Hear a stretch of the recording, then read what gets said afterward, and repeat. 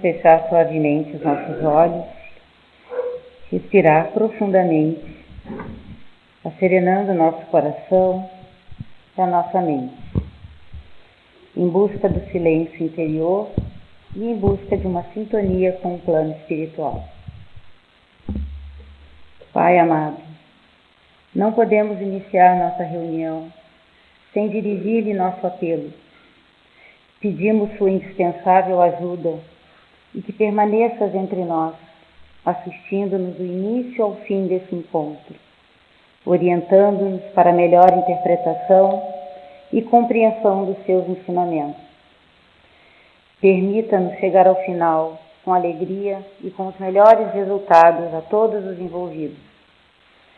Que os mentores espirituais inspirem nossa palestrante na luz e que ela seja orientada e envolvida em boas vibrações e que as lições que nos serão apresentadas se transformem em ações decisivas para o nosso aprimoramento. Gratos pela oportunidade de aprendizado e crescimento, abençoa, Senhor, cada um de nós aqui presente, encarnados e desencarnados. E por fim te pedimos que em nossos corações permaneça a segurança do teu amparo e da tua misericórdia.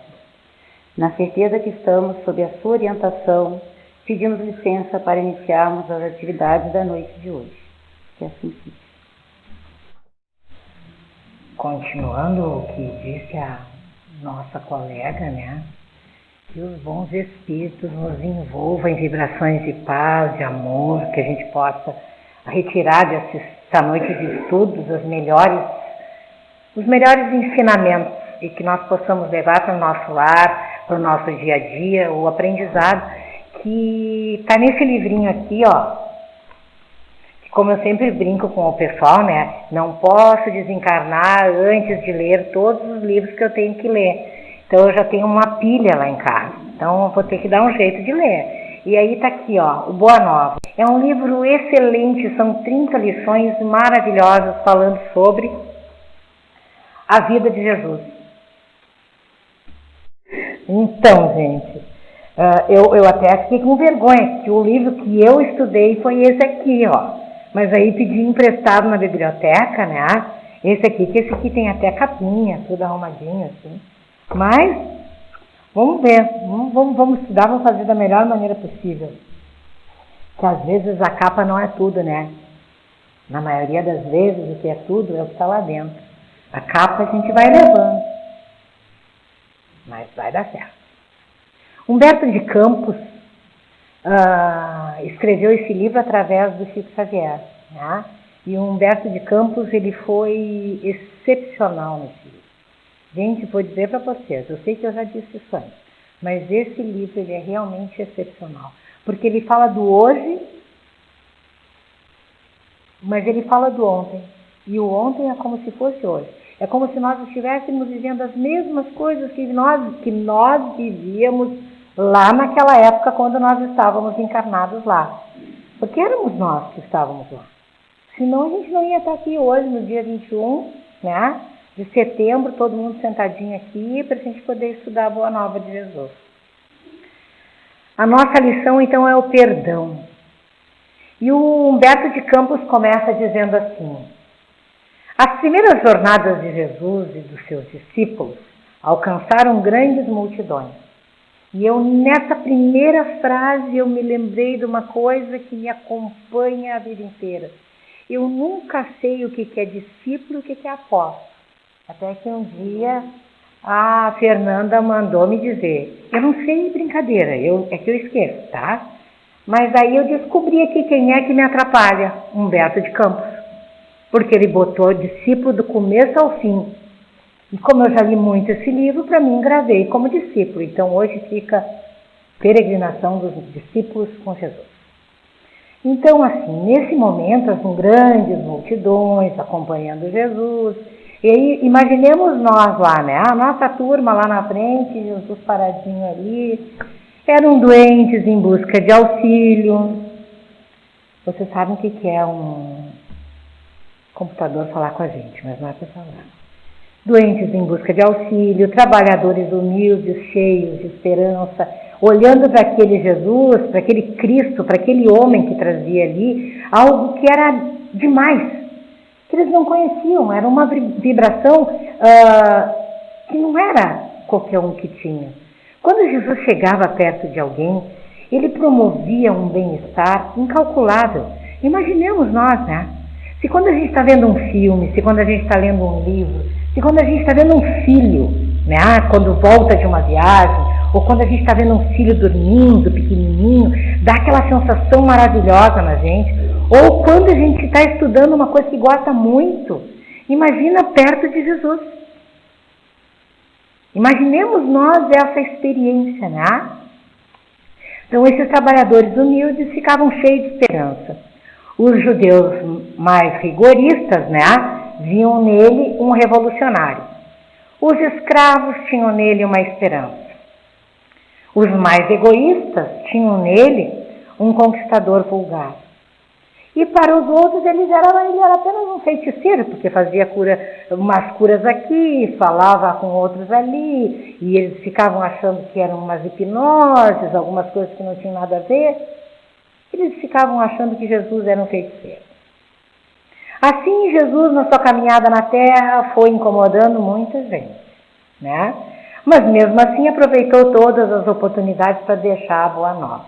O melhor do nosso estudo dessa noite começa agora. É quando a gente começa a se reconhecer nos discípulos. Jesus conversando e os discípulos olhando. Não gostando muito da atitude de Jesus, né?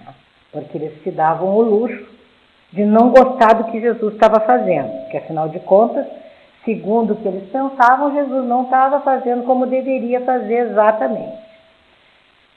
Pedro, Filipe, Tiago e Levi, mesmo sendo companheiros de Jesus, foram engolindo, né, algumas coisinhas assim que eles não gostavam. Aí um dia, o Filipe e o Pedro não se aguentaram. Aí parece assim que estava as maroquinhas lá não aguentaram chegar no ouvido de Jesus e disseram assim: olha, mestre, não é por nada, a gente sabe que tu é que sabe, que tu que é o mestre, mas escuta o que a gente tem para te dizer. Porque a gente está do lado de fora, e se a gente está aqui do lado de fora, a gente está vendo muito melhor do que tu está vendo o que está acontecendo aí. Não é assim que a gente diz? Eu estou do lado de fora, eu estou vendo muito melhor o que está acontecendo. E aí o Filipe e o Pedro tinham discussões assim extremamente exaltadas com a multidão, com as pessoas. Eles não aceitavam que os outros não aceitassem a doutrina de Jesus, a boa nova. Tiago se aborrecia. O Levi, então, gente, coisa mais amada do mundo, reconhecido no nosso grupo familiar, tenham certeza que a gente tem um Levi em casa, cada um de nós tem. Aí o que o Levi fazia? Protestava. O Levi insistia que a proposta da Boa Nova deveria ser feita através de grandes debates. Tem que trazer o debate para a sociedade espírita, né? Tem que vir para cá. Vamos supor, nós falando hoje, né? Não, hoje a gente tem que debater, tem que debater o Grêmio que perdeu, só o Grêmio perdeu, certo? A gente tem que tem que debater, a gente tem que olhar eu estou do lado de fora, estou olhando do lado de fora, né? Então, assim, tem que olhar para o Grêmio que perdeu, tem que olhar, e aí a gente fica olhando só aquilo que a gente quer. E a gente fica achando que nós é que temos razão em tudo. Temos razão, sim, em algumas coisas, e outras pessoas têm outras. E o Levi protestava, insistia na proposta, ele queria convencer de uma maneira muito simples, à força. O Levi dizia assim: mas eu preciso convencer o outro à força, porque a tua boa nova é a melhor, a tua boa nova é de amor, então eu preciso convencer à força. Pensa bem, né, gente? Se a boa nova é a melhor, se a boa nova é de amor, como é que vai ser a força? Mostra o quanto nós ainda somos imaturos e não entendemos as grandes propostas. Aí o que acontece, né? Jesus, compreendendo a impaciência dos amigos, Mas mesmo assim ele ordenou que se retirassem, se calassem e fossem para casa. Os meninos não se aguentaram, né? Aí passou um dia, passou 2. Eles não entendiam o porquê que Jesus não revidava. Era impossível, se Jesus era Jesus, se aquela boa nova era melhor, como é que Jesus não vai convencer os outros à força? Não parece a gente pensando, né? Como é que eu não vou fazer a força aquela criatura entender? Só abrindo mesmo. Tem uma pessoa que eu conheço, não me lembro agora, não vou me lembrar, mas uma pessoa que disse assim para mim. Eu sei. A Sara chegou e disse assim para mim. Lá na minha terra, a gente diz assim, só abrindo a cabeça e botando sal. E eu não entendi, gente. Ela é italiana, não sei qual é o sentido disso. Eu vou, na próxima vez que eu encontrar ela, eu vou perguntar. Ela disse que lá na terra dela diz que quando não entra na cabeça da gente, só abrindo e botando sal. Eu até comentei com ela, será que não é para temperar alguma coisa, né? De repente, temperar aí o pensamento, ou o sal, de repente, conservar não, né, gente? Que a ideia não é conservar um pensamento assim, mas de repente para dar uma temperadinha ali. Aí, então, como eles não entendiam, aflitos, combinaram de trocar uma ideia com o mestre. Hoje de noite, depois da janta, a gente vai sentar, o mestre já vai estar mais tranquilo e aí a gente vai poder trocar uma ideia com ele. Se combinaram, aí o Pedro lentamente chegou e disse assim, te chamaram de Satanás e nós te defendemos. Aí o Felipe se encorajou e disse assim, te defendemos porque vimos, mestre, que tu não faria nada. Por isso revidamos com toda a nossa força. E revidar com a força do amor dá gosto, né, de se ver. Mostra que nós somos ainda muito parecidos com ele. E aí Jesus olhou e disse, olha, eu entendo a dedicação de vocês. Eu entendo a postura de vocês, meus amigos. Mas o que eu posso dizer? Vamos pensar juntos. Senta aqui, vamos conversar, um em cada cantinho, vamos conversar, vamos entender o que está acontecendo. Como é que eu, que prego a boa nova, como é que eu, que quero o melhor, vou utilizar de agressividade? Por acaso vocês já viram colher uvas saborosas e lindas de espinheiros? Por acaso vocês acham que se eu responder com força, com agressividade, com maior firmeza, eu vou conseguir convencer as pessoas? Pelo contrário, o que eu vou fazer é que essas pessoas se afastem do amor, que elas consigam ficar mais afastadas ainda da paz interna. Eu vou mexer com elas naquilo que eu não quero mexer. Porque a minha intenção não é aumentar a revolta, é dissolver o mal. É dissolver aquilo que está incomodando dentro das pessoas. É trazer o perdão, é trazer a lei de amor, é trazer um novo olhar para a vida. É isso que a Boa Nova veio trazer. E quantas vezes nós nos debatemos em casa depois do Evangelho? Se cair uma lição, dá gosto de ver, né?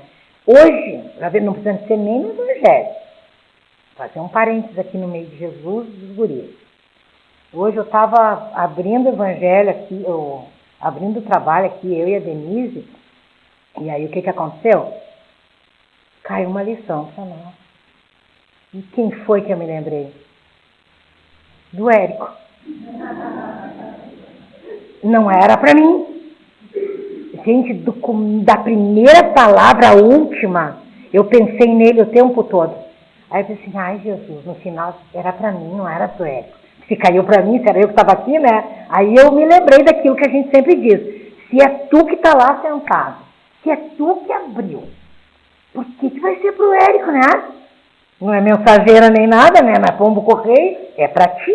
Então, tá, tudo bem. É para mim. Então vou eu aqui prestar atenção. E quantas vezes a gente faz isso? A gente quer para o outro, a gente quer reajustar, organizar o defeito do outro. Muito mais fácil, né, gente? Só que a gente esquece que tem um mecanismo psicológico, que depois a gente descobre isso, é um caos na vida da gente, que é a tal da projeção. Que Deus coloca o Érico na minha vida para que eu possa me espelhar nele, né? Porque duas pessoas muito diferentes não vão viver junto. Isso eu já vou avisar para vocês aqui. Quem pensa que vai casar com diferente, vou contar para vocês. Vai buscar o bem parecidinho. E parecido naquilo que a gente precisa ver, gente. Às vezes a gente é totalmente diferente, mas a gente pensa que é diferente, tá? Mas a gente é bem parecido. No fundo é isso. Aí seu Érico, vou lá e encontro o seu Érico. E aí de vez em quando eu vou falar com o seu Érico como Levi falava lá com Jesus. Olha, a gente precisa discutir algumas coisas aqui. Eu acho que está levando muito na manha e a gente tem que fazer diferente. Continuamos na mesma situação, repetindo os mesmos erros que nós repetíamos lá. Voltando para Jesus dizendo assim para ele: me negando a valorizar as opiniões opositoras e me afastando, não deixei de ensinar com as minhas atitudes. Dessa forma, não deixei de operar na esfera da ação da Boa Nova. Então, às vezes, quando a gente diz assim, mas o fulano não fala nada, o fulano não sabe, não enfrenta, engole. Às vezes, o engolir é o necessário. E o que é o engolir também, né, gente? Aí também a gente vai entender. A gente precisa começar a pensar nisso. Não é engolir por engolir, não é passar a mão por cima, não é ter compaixão por si mesmo ou fazer de conta que não está vendo. Então a gente precisa sentar e conversar, assim como Jesus fez com ele. E mesmo assim, os guris não se aguentaram. Aí, discípulo que se preza, vai lá aprender com o mestre, né? Mas vai aprender perguntando e criando um conflitozinho ali. Aí o Felipe, não sei por que Felipe, né? Mas Felipe não é fácil da gente ter como filho, né? Quem tem filho Felipe sabe disso. Quem tem um filho Felipe sabe que eles são terríveis, né? Não falei para ninguém isso, por favor. Então o Felipe chega e diz assim: não está entendendo, Jesus? Tu não está entendendo o que a gente está querendo te dizer. A maioria do pessoal está falando mal de ti. E tu não está prestando atenção. Aí o Jesus olha para o Felipe e diz assim: não seria vaidade, Felipe, eu queria que todos gostassem de mim? Não é uma ilusão, Felipe, que eu agrado a todos, ou que nós agradamos a todos.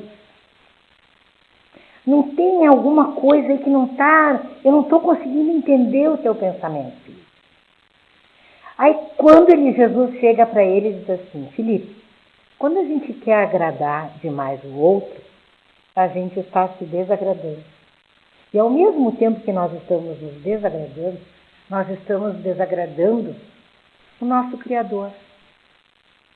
Nós precisamos ser fiéis ao Cristo.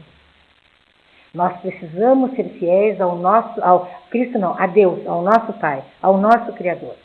Quando nós ficamos nessa situação de que eu quero que o outro goste de mim, o outro tem que gostar de mim, o outro tem que aplaudir o que eu faço, o outro tem que estar eu tenho que estar sempre num lugar de destaque, não dá certo, gente.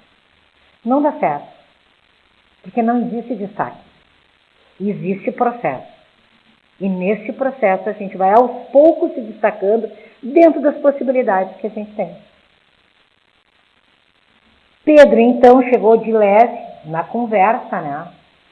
E diz assim: mas então, Jesus, tu quer dizer que mesmo em acontecimentos sérios, mesmo quando uma pessoa chegar para nós e for extremamente grosseira, passado o limite, a gente tem que entender naturalmente aquilo ali que está acontecendo?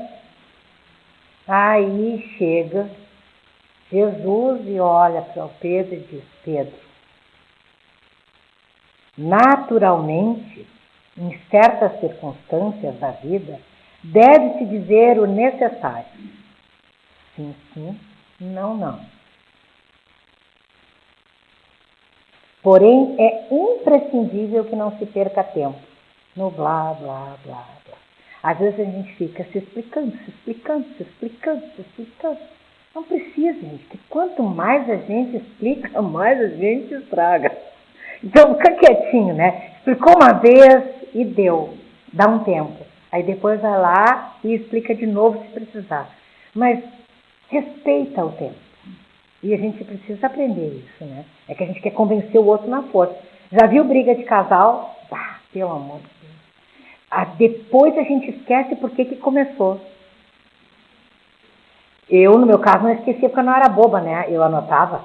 Eu não queria nem saber. A primeira coisa que eu fazia lá, eu anotava. Eu sou ruim. Eu dizia, eu sou ruim, eu não posso esquecer. Porque eu era, para variar, eu esqueci.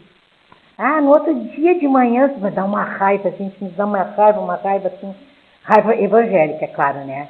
Eu, no outro dia de manhã, eu brigo com a Érico num dia, daí no outro de manhã eu esqueci. E aí, não é que eu esqueci tudo, mas eu esqueci no hábito, né? Eu digo amor, eu digo, como é que eu fui dizer isso? Não podia ter dito que eu tô com ódio dele. Mas aí acaba a gente aprendendo que aos poucos a gente tem que escutar o nosso coração, a nossa intuição, mudar. É amor mesmo, né? Às vezes não é assim, aquele amor que a gente ama, né? Que a gente está feliz. Mas é o que a gente tem, né? Então a gente tem que amar como dá, não é assim? Não é, meu velho? Não, e ele está ali, me controlando, Jesus Cristo. Meu Deus do céu. Eu não consegui nem chegar na metade do diálogo de Jesus, Érico. Então tá. Aí então, o Pedro fala com Jesus. E aí Jesus diz isso pro Pedro. Sim, sim, não, não. E aí o Felipe, mais espertinho, chega lá e diz assim: Mestre, os teus ensinamentos são indiscutíveis. Mas tem cada irmão nessa jornada insuportável.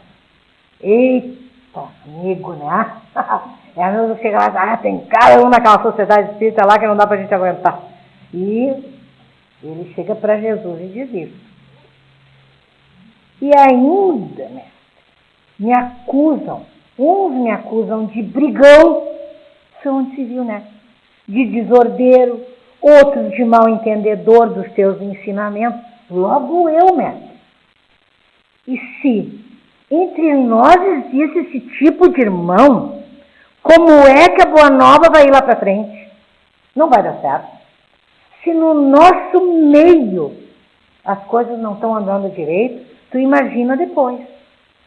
Aí eu fico só imaginando a cara de Jesus, né? Meu Cristo, me manda uma criatura dessa para ser meu discípulo. E foi eu que escolhi ainda, né? Pior que foi ele que escolheu. Aí Jesus olha para o Felipe, né, e diz: Felipe, cabe a cada um responder a si mesmo.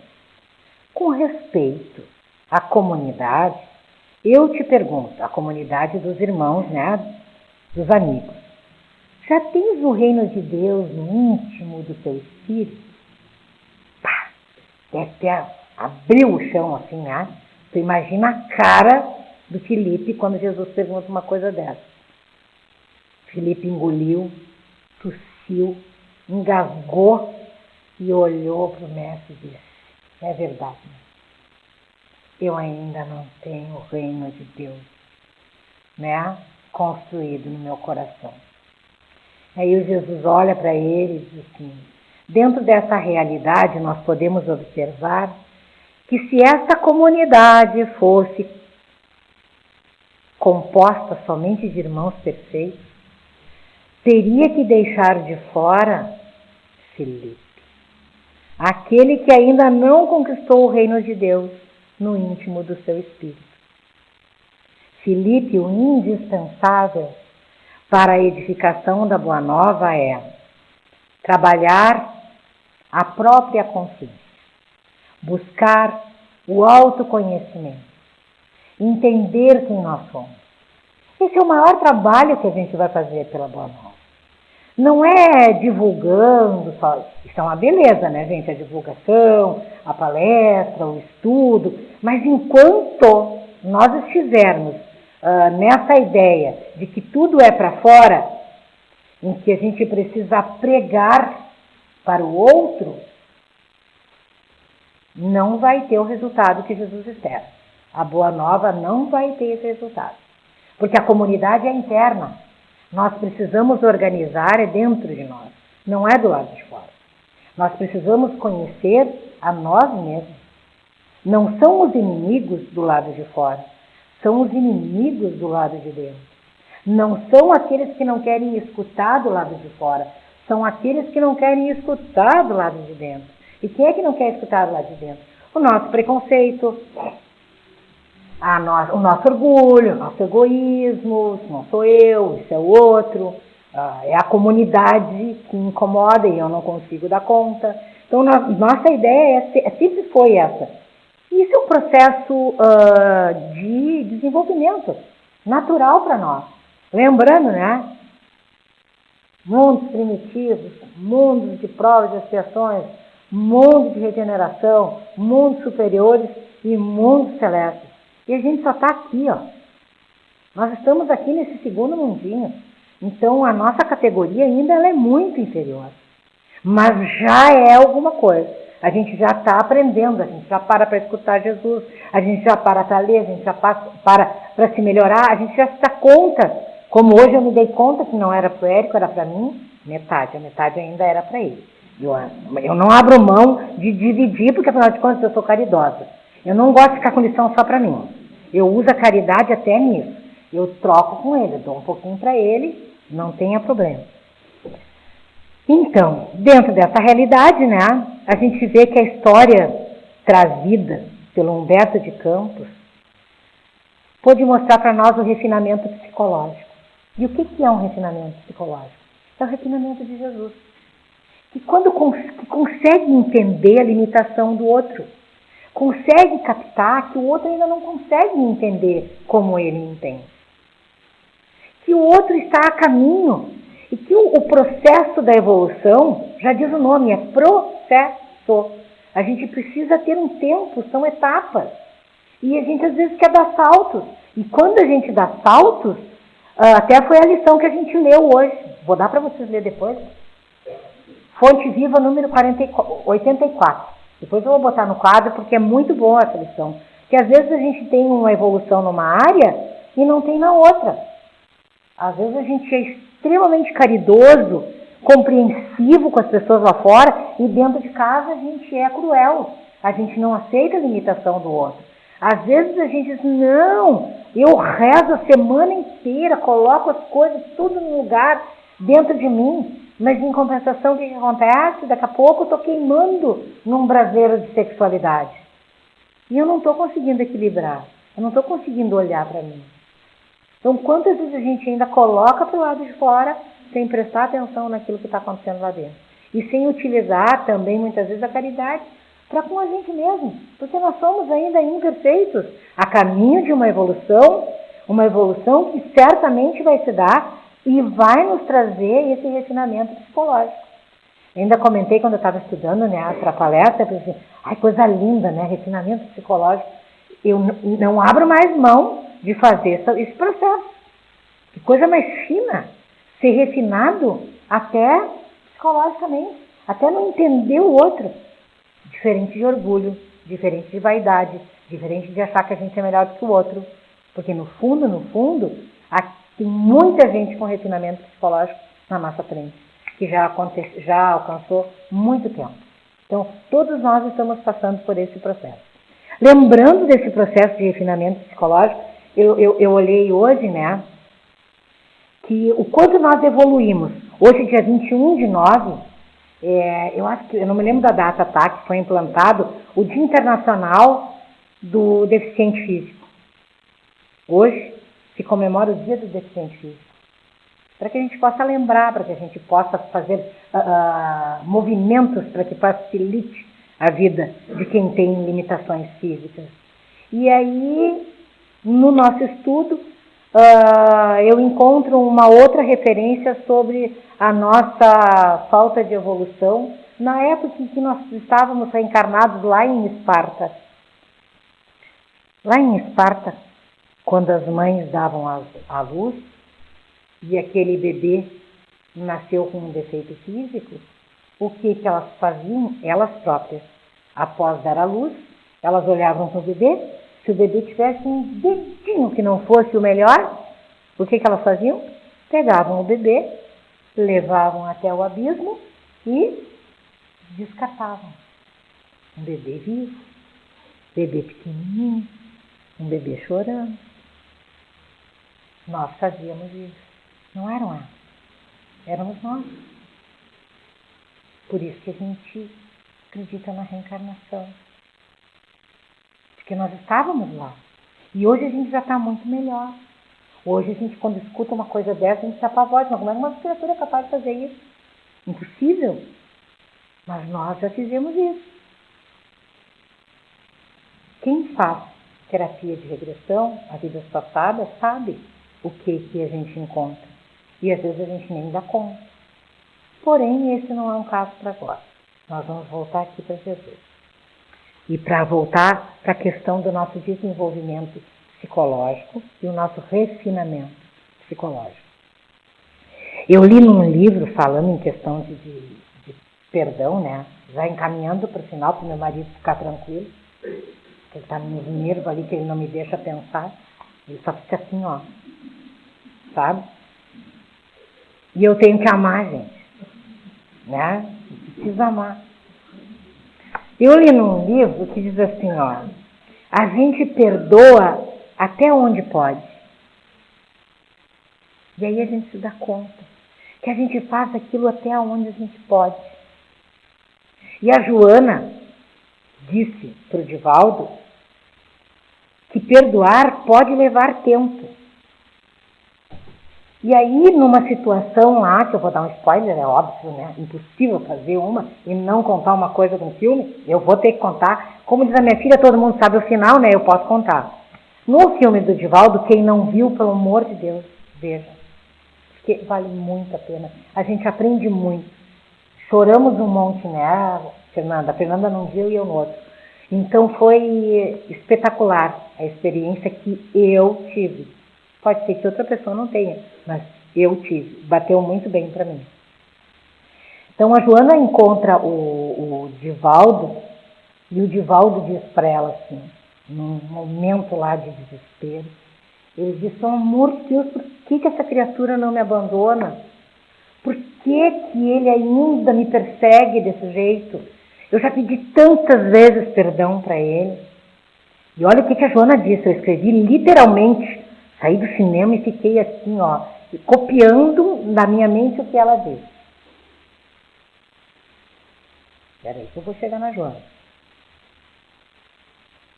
Divaldo Atucanado pergunta para Joana e ela diz assim, porque tu, Divaldo, tu te deixa levar, tu aceita a emoção que ele provoca em ti. E a emoção te toma, e é essa emoção que te toma, que te leva para a frequência em que ele está. E tu é que vai até ele. E depende de ti não ir até lá. Meu Deus, vocês já imaginaram que coisa maravilhosa? Quando depende só da gente. Isso é maravilhoso. Isso é o bom que a doutrina veio nos trazer. Porque somos nós os responsáveis. Nós não ficamos mais na mão dos outros. Não são os espíritos, o capeta, o satanás, o pirucoto, como é que a Erika ela diz lá, picuroto, uma coisa assim, que é o que incomoda a vida da gente. Capiroto, tá? As mães, essa guria de vez em quando vira o capiroto. Mas não vira, não. Não é o outro que vem nos incomodar. Somos nós que vamos até aquela frequência. Então, alguém nos incomoda. E claro que aqui nós estamos falando do incomodar. Mas existe um momento na nossa vida em que a gente tem que aprender a perdoar através do processo do perdão, lentamente, que às vezes leva 4 dias, 4 meses, 4 anos, 40 anos, 400 anos, como foi o caso do Máscara de Ferro, o obsessor do Divaldo. Às vezes leva muito tempo para que esse processo se realize. Porque uma coisa, gente, é a gente desculpar alguém que bateu no nosso carro, que disse uma coisa desagradável para nós, sabe? Uma briga dentro de casa. A outra coisa é a gente perdoar coisas mais sérias, onde envolve perdas maiores, violências maiores. Mas só existe uma coisa que a gente precisa sair daqui hoje sabendo. Existe a lei do amor. Não existe outra lei. O mal existe porque nós somos ainda parte nossa sombra. Mas existe uma única lei, que é a lei do amor. Se eu não perdoar em 4 dias, eu vou ter que perdoar em 40 anos. Eu vou ter que perdoar em 400 anos. Por quê? Porque o perdão faz bem para mim. Enquanto eu estiver ligada, fixada, envolvida, prisioneira daquela outra pessoa que me fez mal, eu não vou conseguir me libertar. E às vezes, gente, dá um ódio na gente, porque quem fez tudo que fez pra gente está bem. O ódio evangélico, tá? Por favor. Dá uma coisa, porque aquele que fez as coisas para nós está bem. Daqui a pouco está lá bem feliz da vida, livre, levando uma vida criativa, bem feliz. Nem lembra o que fez pra gente. Já dizia minha avó, né? Que quem dá esquece, quem apanha não esquece. Então aquele que bateu está lá bem feliz. E a gente que apanhou, grudado na ideia. Grudado na raiva, grudado na vingança.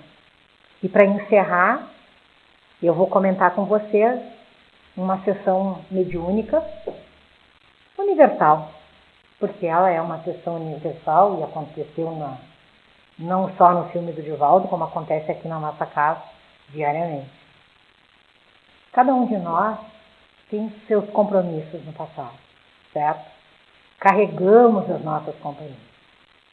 E às vezes essas companhias, por misericórdia divina, são tocadas no coração e chegam até uma mediúnica, onde a gente trabalha. E aí o nosso coordenador da mediúnica chega para o nosso irmão e diz: mas por que tu está fazendo isso com essa criatura? E às vezes é uma criança que a gente fica sabendo, e aí com o tempo a gente fica sabendo das coisas, né? E aí ele diz assim: faço e vou fazer mais. Vou fazer muito mais, porque ele me fez sofrer e eu vou me vingar. E ele vai falando, e ele vai colocando toda aquela sua amargura, a sua raiva, a sua revolta, o seu medo, o seu sofrimento, a sua dor. E aí o coordenador escuta com carinho e diz: mas meu irmão, esse irmão já está numa outra vida. E tu ainda estás prisioneiro dessa vida, dessa experiência, dessa situação. Perdoa. Não perdoa para esquecer, para deixar que ele seja feliz e tu continue com a tua dor. Não. Perdoa para que tu saias dessa dor, dessa vibração, para que tu consigas através de um processo, porque perdoar é um processo. Não existe perdão, gente, de uma hora para outra. Isso é ilusão. Isso foi fantasia que criaram na nossa cabeça. Aí eu vou lá, vou pedir perdão, vai ficar tudo bem. Não, até porque às vezes o outro que a gente pediu perdão, que o outro que a gente fez um mal e pediu perdão, o outro não nos perdoa e a gente também não perdoa o outro. Então não é uma fantasia, é um processo. E aí o coordenador diz para esse espírito que quem está sofrendo é ele. Não adianta ele ficar ali, porque a lei é de amor.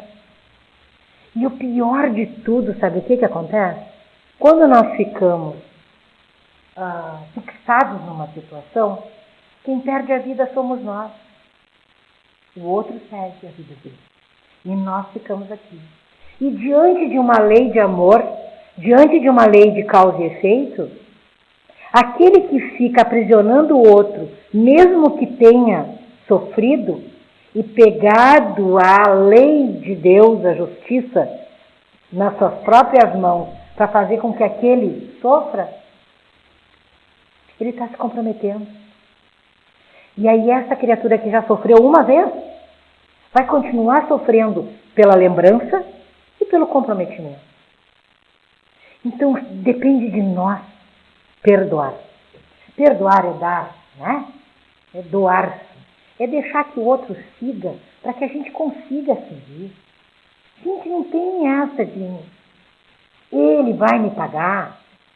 Quem é esse muquirana para fazer isso para mim? Que está pensando que é? Não vou aceitar fazer isso para mim. Quem nós somos? A nossa vida ela é tão assim. A nossa soberba é tão assim. A gente se dá conta que a gente precisa de auto-perdão e perdoar o outro. Se eu pudesse passar o resto da noite falando sobre perdão, porque eu preciso aprender. Então, assim, então eu vou falar sozinha em casa, quando chegar agora, vou continuar falando, porque é falando que a gente se escuta, né? Então, falando que a gente se escuta, estudando que a gente aprende, e aí a gente vai, de vez em quando, colocando uma culpa no Érico para aliviar a situação e sabendo que não tem outra saída que não seja o amor. Não tem, gente. Não tem. A gente precisa perdoar para se libertar. Quando eu perdoo, eu me liberto. O outro já está comprometido com a lei. Porque foi ele que fez. Agora, quando eu me liberto, aí é outra coisa. Que a paz de Jesus nos envolva. Que cada um de nós hoje consiga, antes de dormir, se encontrar com o seu mentor. E esse mentor conseguir dizer no nosso ouvido assim, ó, tu está perdoado, perdoa o outro, segue o teu caminho, constrói a tua vida, porque a vida é linda de ser vivida quando a gente não é prisioneiro. A paz é o que mais a gente precisa na vida da gente. Que assim seja.